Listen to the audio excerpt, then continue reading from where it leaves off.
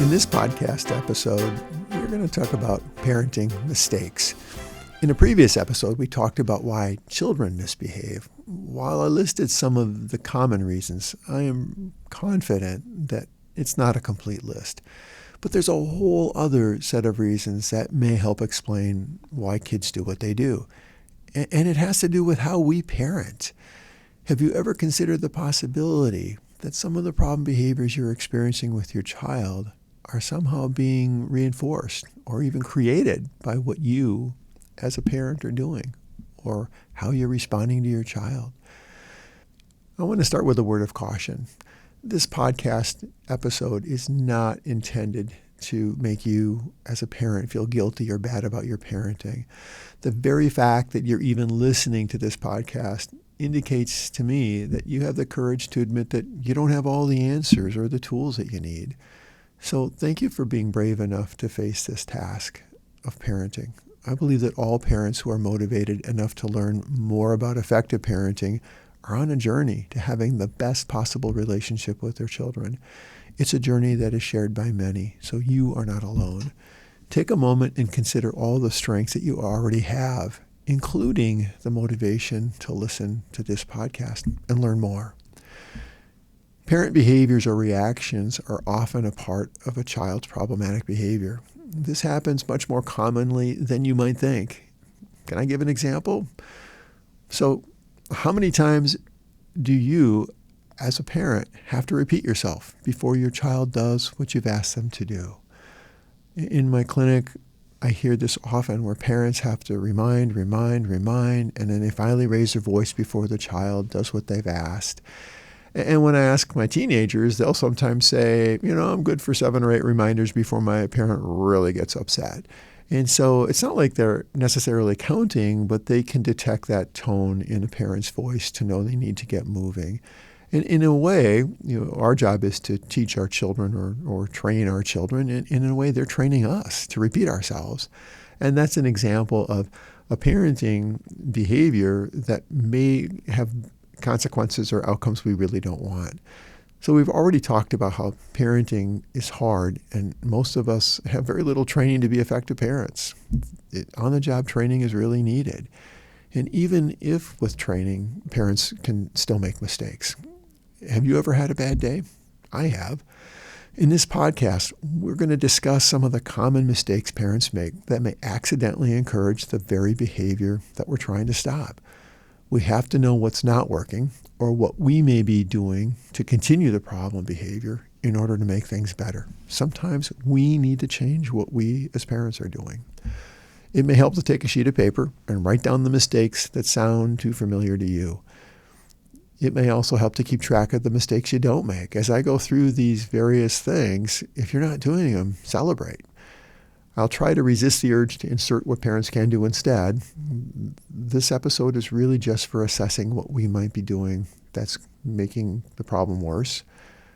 But there are many solutions and many more episodes to come that can help parents address each of these situations. Remember, no one is perfect. We need to recognize what isn't working in order to change it. Remember Maya Angelou's words, do the best you can until you know better. Then, when you know better, do better.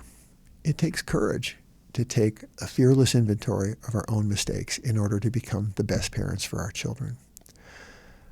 I want to credit Triple P Level 4, which is an evidence-based parenting program recognized worldwide as an effective parenting program, for some of the content.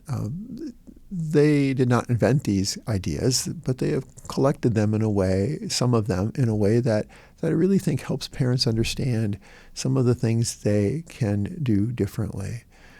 The first one is we don't give enough attention to our children. The parent is busy or distracted. Have you ever had that experience? Who hasn't? There's a big difference between being in the same space as our children and actually being present with our children. You can be in the same room, but if you're preoccupied, if you're on your phone, or if you're doing something else and your child's doing something else, they may act up to get attention.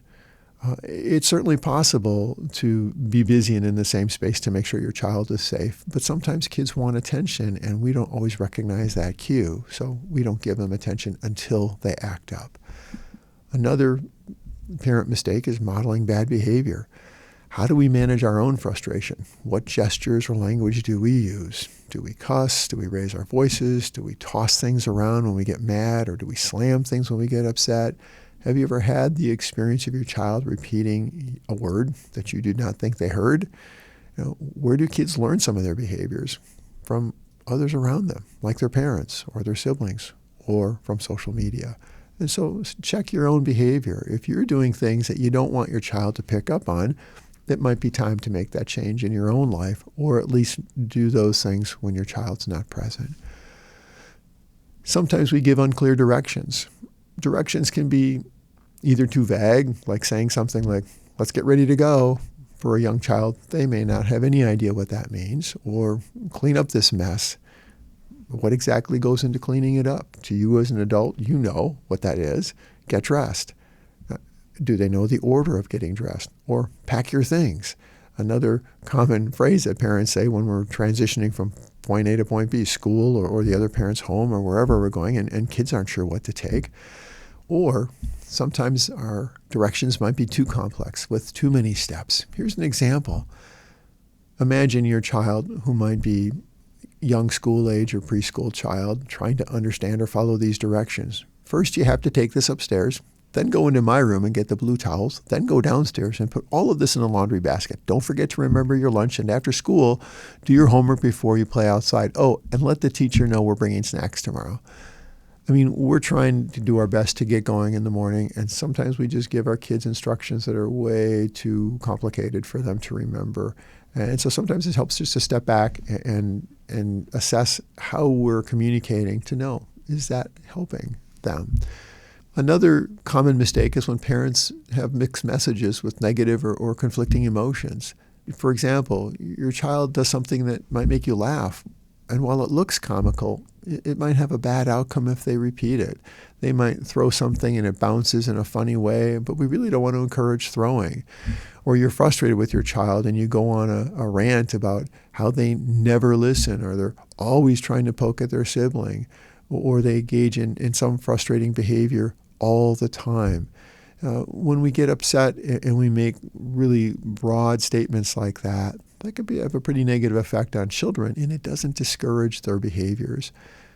Or when you take their behavior as a personal attack and deliver it with some frustration in a personal way, and sure to lay some guilt on them. Another common mistake is when we have inconsistent enforcement of rules or consequences.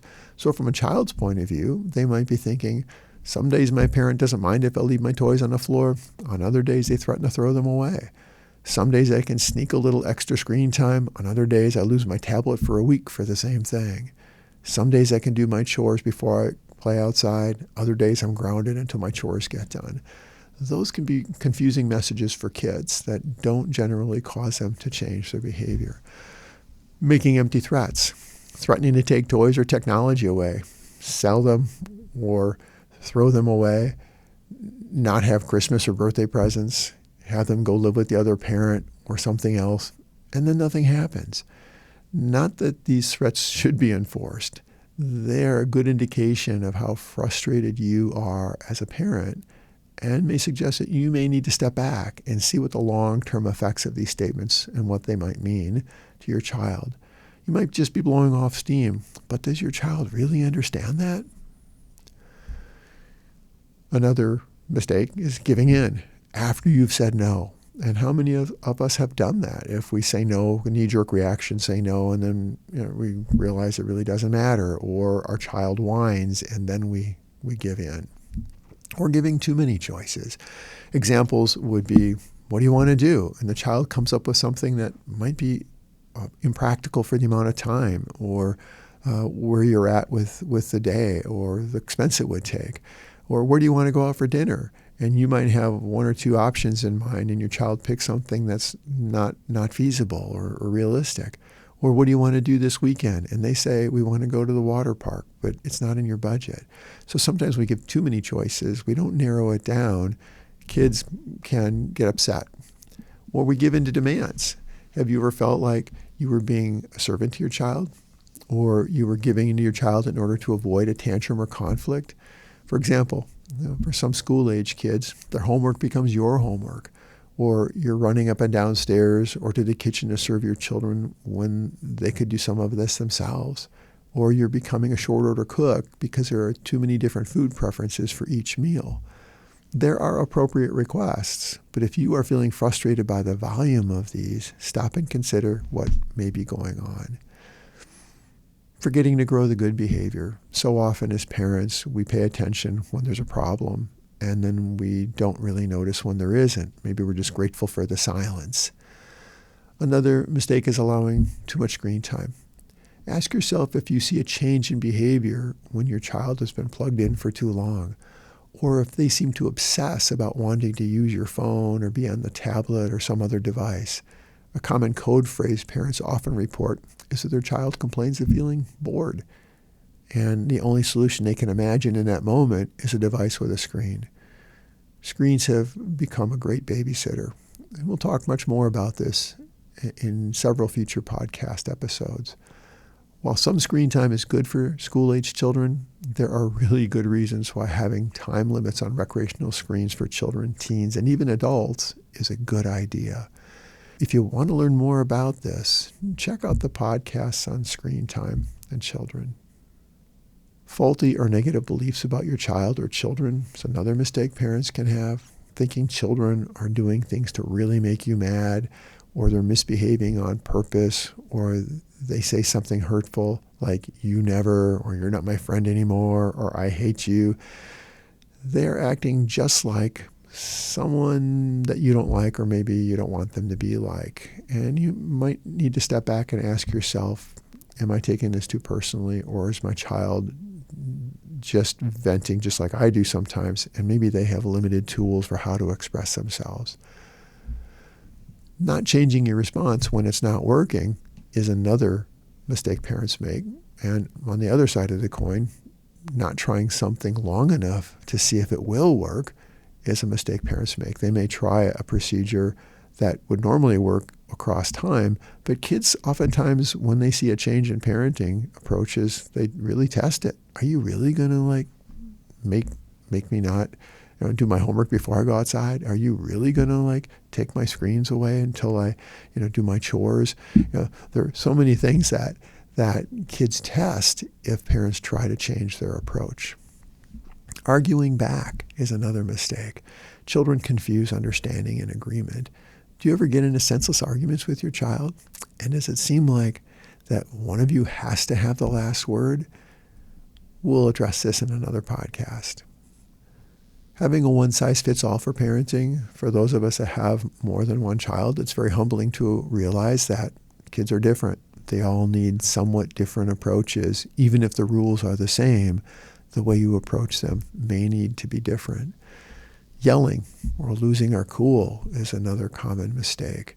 And one of the things I used to ask my parents in the courses of classes that we taught was I would do a survey. How many of you have ever yelled at your children besides me? And I would tell the story. The worst part of the year for me was May, when the windows were opened in the house. And then the whole neighborhood would know that Jeff Reiland, child and family therapist, sometimes raises his voice. Yes, it's a good measure or indicator for how we as parents are doing with our own frustration. But yelling generally doesn't work.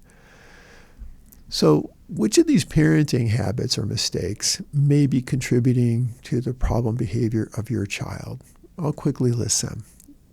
Don't give enough attention to the child, modeling bad behavior, giving unclear directions, having messages that are mixed with negative or conflicting emotions, inconsistent enforcement of rules or consequences, making empty threats, giving in after you've said no, giving too many choices, giving in to demands, forgetting how to grow the good behavior, allowing too much screen time, faulty or negative beliefs about the child or your children, not changing your response when it's not working, or not trying something long enough to see if it will work, arguing back, having a one-size-fits-all for parenting, or yelling and losing control of yourself.